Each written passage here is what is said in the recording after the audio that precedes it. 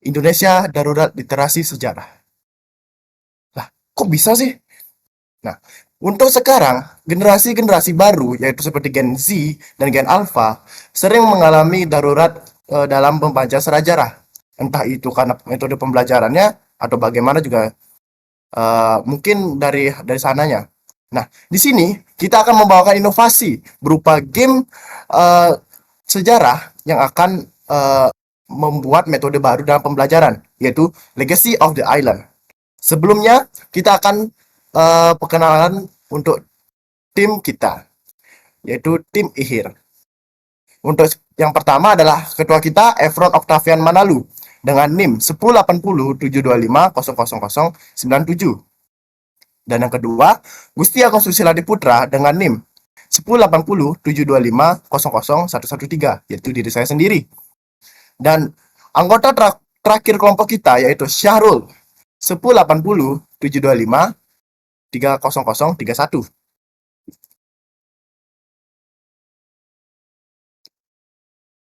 Nah, di sini saya akan memberikan gambaran kecil atau gambaran sederhana untuk game Legacy of Islands. Story of Land Nusantara.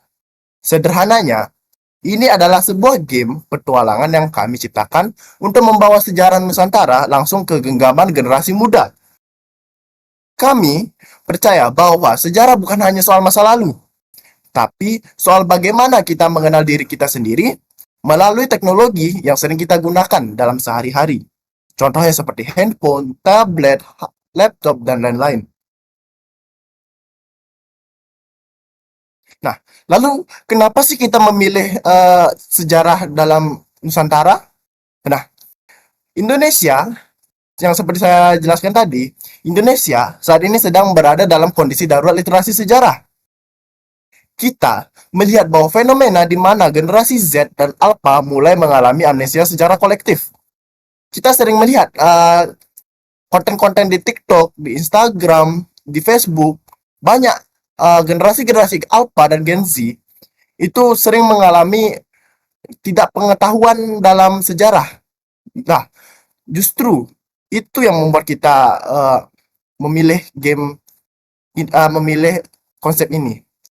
Nah, mengapa? Karena metode pembelajaran sejarah yang ada saat ini terlalu kaku, terjebak dalam teks-teks yang tebal yang menjemukkan, dan sistem hafalan tahun yang memberatkan konektif siswa. Sejarah dianggap sebagai beban masa lalu, bukan pelajaran hidup. Jika transformasi metode belajar tidak segera dilakukan, bangsa akan kehilangan akar budayanya. Nah, disinilah Legacy of Islands hadir untuk menutup kesenjangan tersebut. Kami mengubah stigma terpaksa belajar menjadi sebuah pengalaman ketagihan bermain sambil bereksplorasi. Nah, solusi yang kami tawarkan adalah sebuah simulasi sejarah interaktif yang menggabungkan dua kekuatan besar dalam industri game, yaitu RPG atau sering kita dengar role playing game dan visual novel. Melalui pendekatan game based learning atau GBL yang dirancang sebagai scientific, kami memberikan kebebasan eksplorasi bagi pemain untuk menjelajahi dunia masa lalu sekaligus kedalaman narasi yang menyentuh emosi. Nah, di sini pemain tidak hanya menjadi saksi bisu kejayaan Majapahit atau Sriwijaya melalui buku, melainkan mereka hidup di dalamnya. Mereka berinteraksi dengan tokoh-tokoh besar, merasakan atmosfer di zaman itu, dan mengambil keputusan krusial yang berdampak langsung pada jalannya cerita.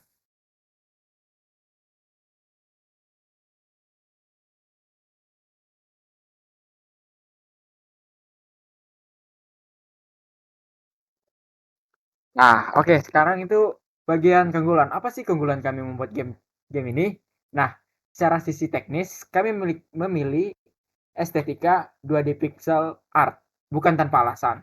Selain memberikan nuansa retro modern yang sangat digemari saat ini, gaya visual ini juga memberikan kesan fantasi sejarah yang sangat kuat tanpa membebani perangkat. Namun, nilai jual utama kami adalah inklusivitas. Nah, kami sadar juga bahwa pendidikan ini harus dilakukan secara merata. Nah, oleh karena itu kami merancang game ini sangat ringan atau low spec friendly. Nah, sehingga siswa yang berada di pelosok daerah sana bisa juga menikmati game yang kami buat ini dengan smartphone yang standar mereka. Nah, dari bentuk inilah kami berpihak inovasi kami ini dapat dapat pemerataan akses pendidikan berbasis teknologi di seluruh pelosok Nusantara.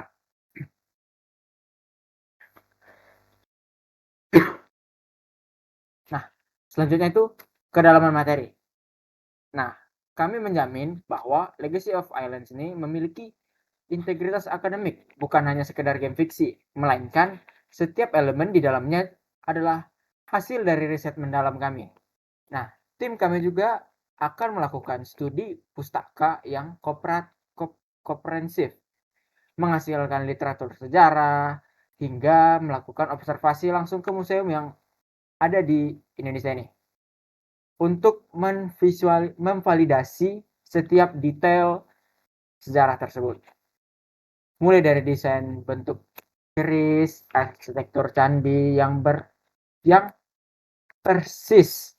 Nah, hingga strata sosial dialog. Dalam strata sosial dialog. Nah, itu typo dikit ya, sorry.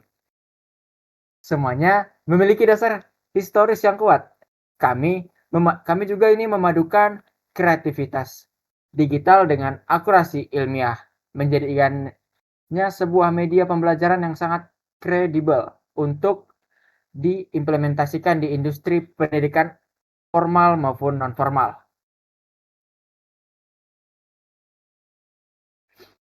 Nah, oke, selanjutnya itu kami apa sih landasan teori kami membuat game tersebut? Nah, inovasi kami membangun game ini di atas atau dilandaskan dengan psikolog pendidikan yang kuat.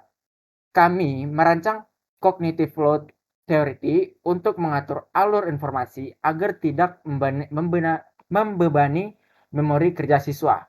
Nah, seperti yang dijelaskan teman saya tadi, yang seperti kayak membebani itu kayak pure dari guru tuh kayak disuruh membaca full text gitu. Nah, sehingga proses transfer ilmu akan terjadi secara alami dengan yang kami lakukan tadi dengan cara ini agar tidak membebani memori kerja siswa. Selain itu, kami memperkenalkan konsep empati sejarah. Nah, dengan melibatkan emosi pemain atau user dalam melakukan eksplorasi atau ini melalui narasi visual novel. Nah, kami juga tidak hanya memberikan permainan, kami juga memberikan metode penyerapan ilmu pengetahuan yang efisien melalui keterlibatan emosional dan intelektual secara simultan.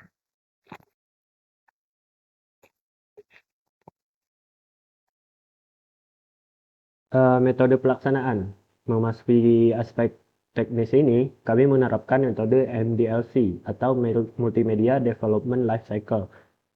Proses ini kami bagi lagi menjadi beberapa tahapan krusial. Yang pertama yaitu ada konsep dan desain.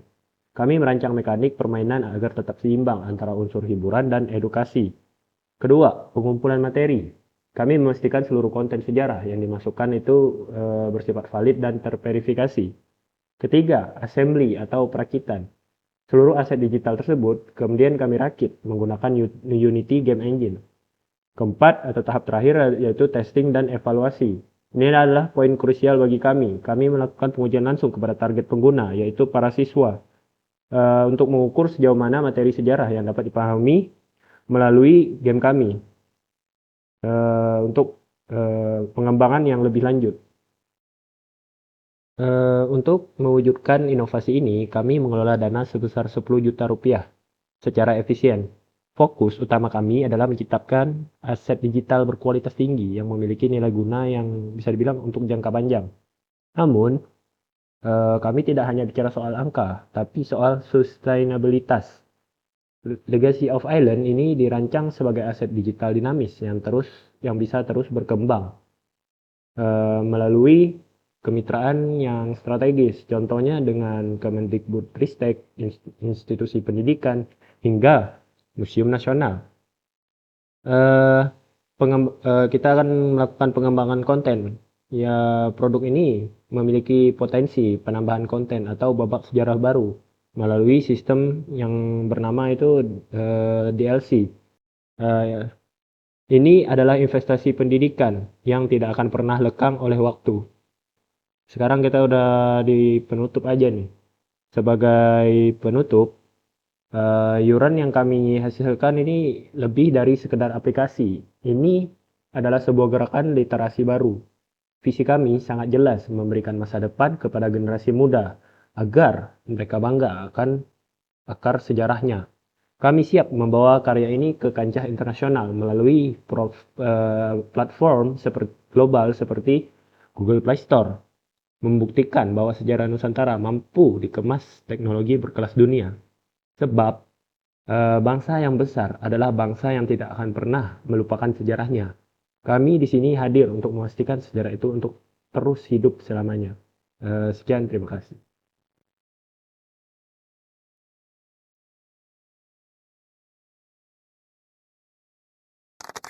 Sekian dari presentasi kami. Terima kasih telah mendengarkan metode dan pelaksanaan bagaimana Legacy of Island itu akan diterbitkan atau diluncurkan. Mohon maaf jika terjadi kesalahan kata maupun kesalahan makna dalam kata. Sekian dan terima kasih.